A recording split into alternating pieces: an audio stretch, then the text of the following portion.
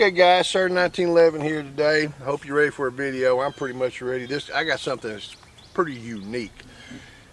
You're going to look at it and say it's not unique, but I'm going to tell you why this one is in just a minute. First of all, make sure and click subscribe, click the little ringy dingy, click like. I want you to know when I do another video. They're stacking up on me. I got to release them. We got some good stuff coming.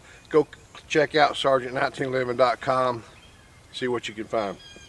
What I've got, and most of you guys are going to know it, excuse me, a German Luger. You know, this thing, when you see this thing, the first thing you think is Nazi, World War II. But let's talk a little bit more about the handgun. 9mm, unique action, odd looking character with this system on it. But let's look at the handgun more closely. I'm going to go ahead and remove the magazine, and we're going to start with the magazine itself. First thing you're going to see is, look at this magazine. You got this little button on the side that helps you load. This is really characteristics of modern magazines, right? Where you got the little assisted spring compression button here where you can pull the strings, spring down and help you load magazines. That's something you're going to find on a modern magazine. Not a pistol that's made in 1911. Look at the way this mechanism works. There's no slide. We just got this humpback, and that's what's going to make this thing unique to this pistol. There's a couple more things we're going to look at. Number one, you got to remember, European German made gun. Where's the magazine release on this thing? The magazine release is right here. Now, if you guys know, a lot of European handguns, you had to release the magazine down here at the bottom, but not this one. This one had a thumb release over 100 years ago. So it makes you wonder, did we step backwards? The technology involved in producing this handgun was way, way advanced for when it was made. What makes this one a little bit unique, and I'm going to show you if I can get it off here, and you may not be able to see it. I'm going to hold it up to the camera and let you see. Right here on the top of it, it's got 2 dates. Double dated. Can you see that there? There's 2 dates. All right, the first date is a 1911 date. That's the year this actual handgun was manufactured, in 1911. It's in good shape to be that old. There's another date on there, 1920. So I recently seen a video about a Luger, but they didn't get into the date much, and obviously theirs was not a double dated gun. This one is, so I'm going to tell you what happened. At the end of World War I, we had the Treaty of Versailles, or whatever it's called, and one of the things that was required for the German people was they surrender all their arms. Now you think about today's society in the United States when I'm talking about this. They had to surrender all of their arms except the military and police. So they had, guess what? They had a buyback program. So every weapon you had as a German citizen, you had to take it to the government, turn it in, and they would buy it back to you for 100 marks. That went on for a few months. And then they said, okay, here's what we're going to do. We're going to cut the price. So we're still going to buy back your weapons. In this case, any weapon. We can apply that to the United States. They want to buy back our weapons. And now they cut the price and say, we're only going to give you 50 marks. Well, they do that for a little while. And then they say, you know what? Here's the deal. We're going to take your weapons if you haven't turned it in now, and you're going to jail. And when did all this happen? Look at that second date, 1920.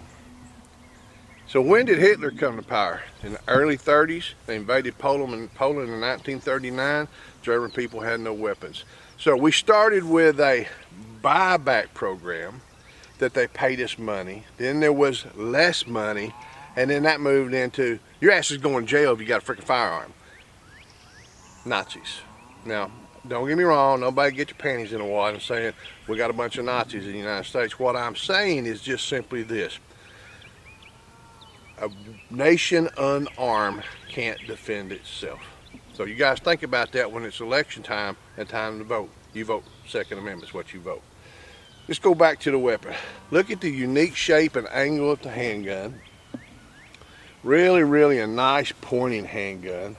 You know, to me, after a 1911, you can see that pistol grip's got a steeper angle. So what happens is I naturally aim high with this thing. When, you know, I mean, it does. The trigger on it, nice, wide, flat thing. But it's got a really nice trigger on it. Of course, this one's got the little Nazi markings on it, the wafer nuts and things on it. But there's something else I want to tell you about, and then we'll go back to shooting it. This one here has got a serial number on it. They do, right? This magazine has a matching serial number on it. It's also got the little wafer nut on it. You know, I'm going to say, people are going to disagree. There's a reasoning behind this, but I'm going to say this magazine, is it original to the gun or is it a forgery? You know, I don't know for sure that the magazines were originally serialized for the guns, but I don't know, during military and during conflict time, even during peacetime, parts get switched. Me and a buddy are cleaning our 1911s together or whatever, and he picks up my magazine, I pick up his magazine, and the serial numbers no longer match. And when you're in combat situations and stuff like that, do you really give a rat's ass whether the serial number matches or not? Of course not. When I was a unit armor back decades ago, you bring your weapons down to my arms room. When I tear them apart and repair them or whatever, I didn't check serial numbers on anything. I just put together to make sure it works. So I can almost guarantee you, you get something with matching serial numbers, that is extremely, extremely unique, or possibly counterfeit and fraud. But this magazine, I'm gonna load it up and shoot. This magazine with my thumb assist here on the side, which is, you gotta remember, this thing's over 100 years old. Holds 8 rounds. And it's gonna load right up. And what we're gonna try to do, we're going to actually shoot some of these. And I'm hoping I can get my executive producer here to maybe show some in slow-mo so we can get how the toggle system is working on this handgun. Like I said, you guys have seen these before. I hope I've helped you understand something about a double-dated. There are a lot of them that are double-dated. If you find one that was not double-dated, what you've got is one that was illegal, one that someone hid. You got one that did not get turned in. This double date, when they got that 1920 date on there, this thing was reissued to, guess what? Only the military and only police units could have these because it was a weapon of war. So anyway, just, you know, history repeats itself. We don't want to see that happen. It does, but you know, we can apply this to our society today. We don't want these things to happen. Now, one thing, I'll try to zoom in here and look. Let me get it open. Look at this little notch right here. You'll see this thing toggles. That's our safety right there and here. So you'll see if I push this safety up, it goes down, and that allows the toggle mechanism to work. If I get this up, my toggle won't work, so the weapon can't function. So I mean, it's kind of a unique weapon, but you know, this one made originally in 1911. It is really, for a European made weapon, to have the thumb magazine release instead of this is different. Now, I just happened to think about it, and I'll show you one more thing.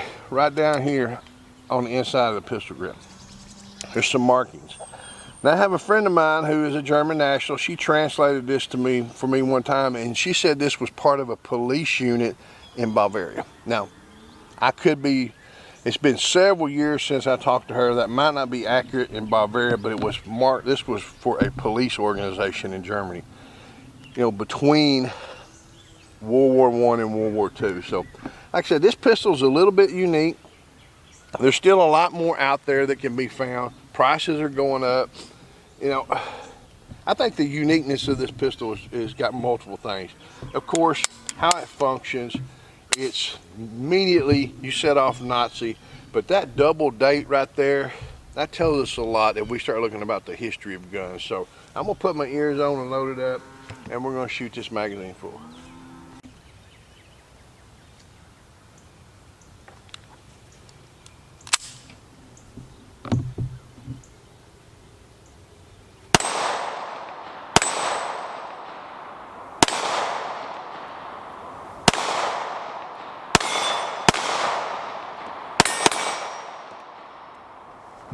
Okay guys, you see this thing's 110 years old, still runs like a dream. You know, I hope you take away today a little bit of history, a little bit of knowledge about this old handgun. All guns are interesting. Some of them just have just a little bit more interest, that, especially if you're a history guy. Think about what we're doing. Think about where these things come from. As you get an old gun, why don't you do a little research on some and see what history you can find out about a particular gun. You could have a gem. So, you know, before we go any further today, let's just make sure and wrap it up and just say, you know, if you got any questions, fire them away. Until we shoot again, shoot safe, shoot straight. Hooah.